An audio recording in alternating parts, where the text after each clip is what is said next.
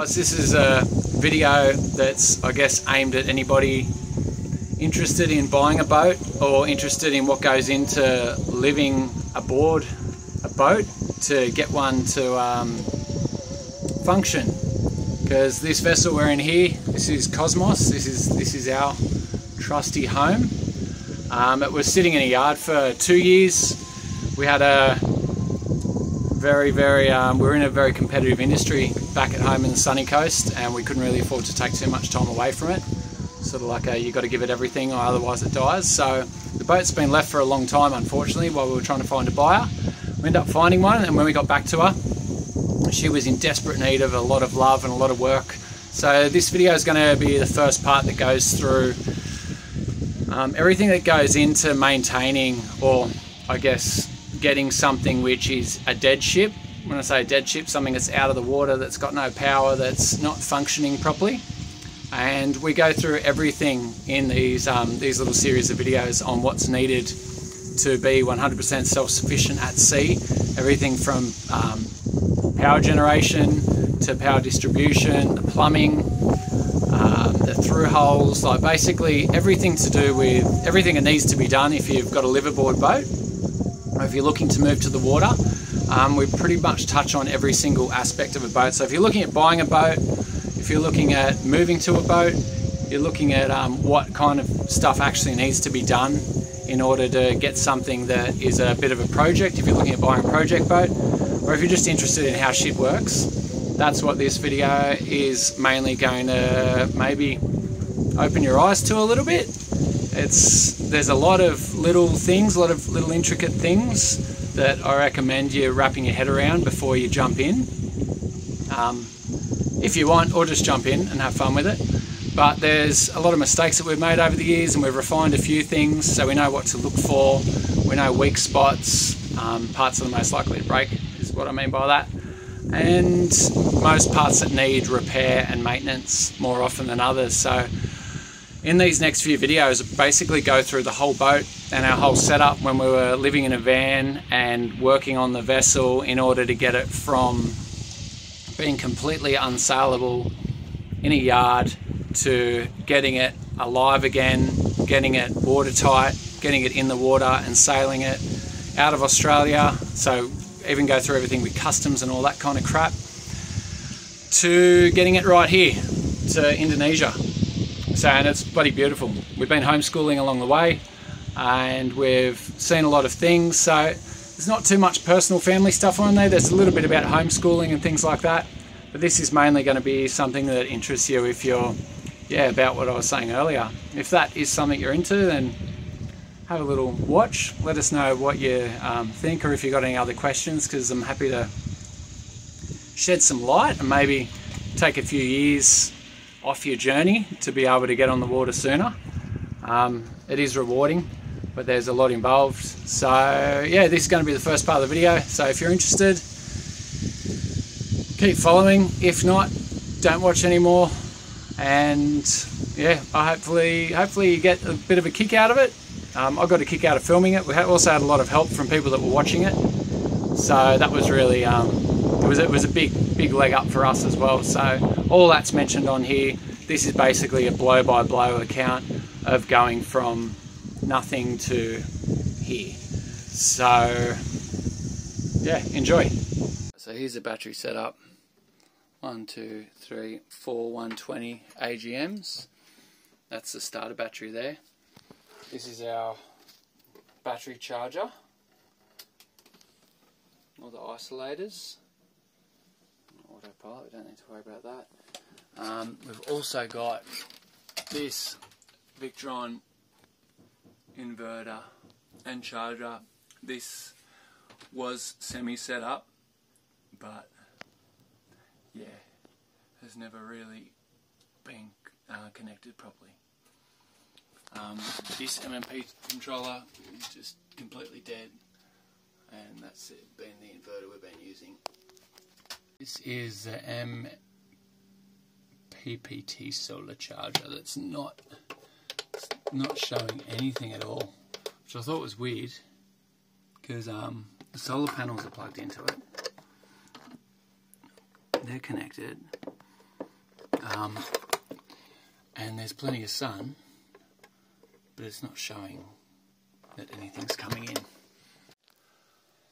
Hi, my name's Mick. You might remember me from such boat sailing videos such as the last few ones, and more recently in a van. And in that van, what did we learn? We learned that 12-volt fridges break, and it also took a lot of time and a lot of stuffing around. But what's the advantage to doing all that yourself? You learn. So when we pulled this apart, come and have a look in here. It's lovely. Yeah, you learn that's a compressor. This is a little computer. So when we had this issue on the van, it was the compressor was faulty. I've checked the compressor. Doesn't appear to be faulty, I don't think. But this computer, so we ran power to it, and this computer here, this is like the thinker. This thing here was, we connected power to it, and there was still nothing. So I'm going to take this little thing to somebody that knows more than us, save a call out fee for somebody to come out here, and they're going to hopefully let us know if this is faulty or not. If it is, we can just put a new one on, and then we should have a workable fridge. If it's not, then we might need to do a whole new fridge setup, which wouldn't be ideal. Looks lovely in there, by the way. Difference between growth. Yeah, I guess like a $200 repair or something quite more substantial. So let's hope it's this. So this plate on the back here is just like a backstop plate. Alright, Mickey made a mistake. I misheard what old mate said yesterday, and I thought that I knew more than I did. What he said was, if you bypass the compressor with the thermostat, it means it's not the little computer. So I went and bought one and put it in, and it still only worked when we bypassed it. See that little bypass switch? It's this little cable that we made up here. Well, the issue wasn't that at all. The issue is with this. So we've just pulled the fridge apart. Lawsy absolutely machined it, and we found out that this is the thing that's faulty. It's a thermostat.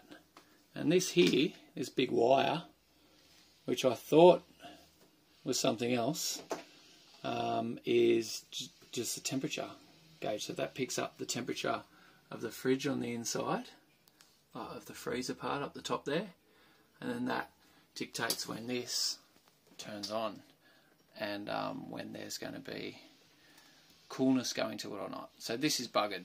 So our compressor's good, our computer's good, this is not. And I think this is only like a cheap part, so we're going to go and try and find one now and just see if we can get this one job done.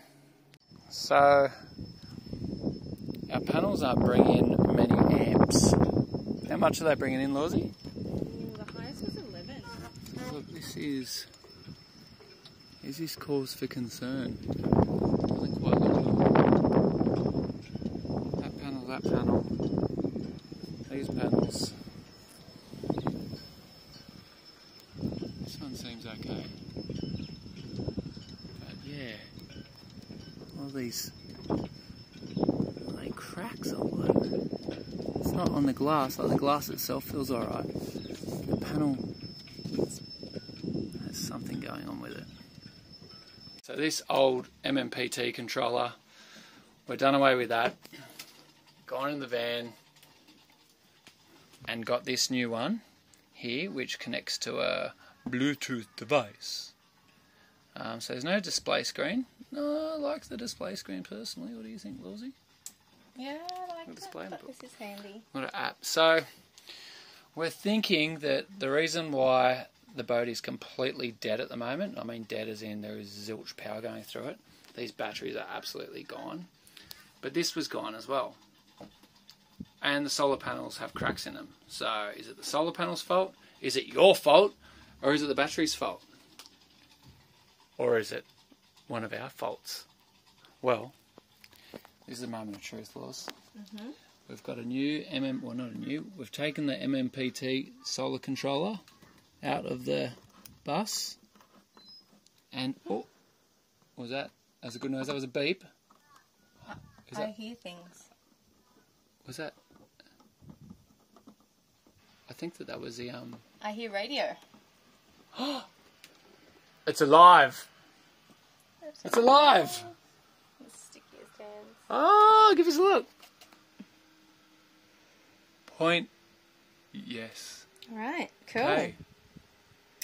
Solar's bringing in. Wow. What's going with the battery? Showing the batteries are. Use this one on here, given that it's rated a lot higher, the 50 amp. So this will be good for our solar setup, which worked out well. So next step will be to bring the batteries to life.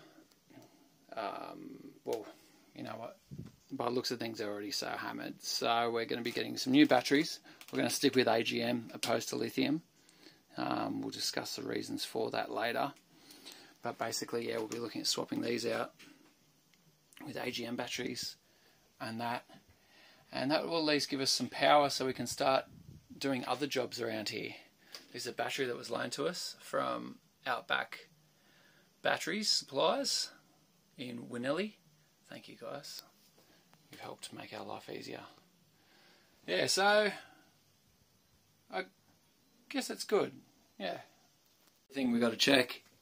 No jokes here, but seacock.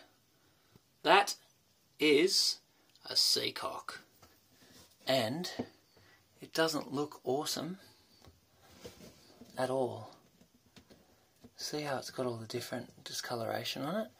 If you have a look, it's like actually you can pull bits of it off. See there? And that's all got crap all over it. It's super hard to move. So this actually goes through the hull. Some people call it a seacock, some people, well, that is a through hull there. And this is how you stop water coming in and going out. The reason why we've got them is so you can suck water up. And so water can drain out for things like the tap. Suck water up for things like the toilet that I'm sitting on right now with my pants up, just for the record. Nice pants these are, by the way, from Lowe's. Nice little blue.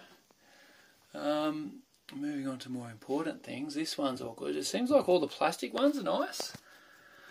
But the we did that in Boatworks a while ago, so that spins beautifully. So a joy to exercise that seacock. But this one here, not a joy. No joy. So gonna replace that. It's a pretty important part. It's a very important part. Some would say one of the most. And then there's more seacocks here. Look, these ones look good. That one's in good nick. Oh, it's a bit stiff though still. Oh, that's okay. You know what we're going to do? We're going to pull them apart and have a good look at them anyway. This is a little bung that you put in. If your seacock does falter, you jump overboard and bang that in. Haven't had to do that yet. But there is always a first. Oh, this one here's got a bit of corrosion down the bottom. I'll get a second opinion on that. But yeah, we'll be taking this off anyway and giving it a proper look. Yeah, you know what? The back of my hand here, see that? That's just a metal which is in a state of change, and we sort of want that metal to be reliable, you know, don't go changing on us. It's not like a band, your favourite band that you're happy is just trying up some new music, some new styles. You don't want your metals to do that. You want your metal just to stay being the metal that it was. in this situation anyway. So, yeah, more seacocks. But we've kicked some goals today. Pulled the fridge apart. Saw that. Worked out through a whole heap of troubleshooting, bypassing this, making this little switch thing up here, and working out that the problem was not this, which I initially thought it was. I got that wrong. I made this little wire up. What that does is bypass the compressor and the thermostat, and that lets you know whether this is playing up or whether it's a thermostat that's playing up. It ended up being thermostat, didn't it? So, get rid of it. Here we go. Speaking of coins in a state of change, that's what happens when you leave a 50-cent piece on a ocean-going catamaran. It's not very ocean-going at the moment, but look at that. It looks like a relic. Might bury that somewhere in the yard out here, and some happy bastard will dig it up one day and go, what the? Look at this. Looks like a whole nother beast. Queen Elizabeth is unrecognisable. She's completely deteriorating, the poor bugger. But yeah, anyway, that's what happens. Next stop, we're going to go and get ourselves a new thermostat so that we can get the fridge working. We've got some power on the boat, finally, so that's alive. So now our solar panels are okay. We know our batteries are... This is showing they're alright, but they can't handle any load, and they're old. So we are replacing that. Bit of voltage. Yeah, you know what? It's not as bad as what we thought. This here is amazing. So this is a fuel treatment. I'm going to do another video on this so you can see it actually in action, because it is the bomb. If you've got old fuel lying around, put this in it and you should see what it does to water and anything else that's in there. It hates it. It just changes it completely. You watch the fuel literally, you pour some of that in it, and if you've got some dirty diesel, when I say dirty, it's got water in it or any contaminants, you see that go in, and from the bottom up it just completely changes it. So yeah, anyway, this is why we're doing so much work, because we're going to go from here, all going well, because we did actually plan to go all the way up there, but you know, things didn't go well. Anyway, we're back here, we're going to go this way.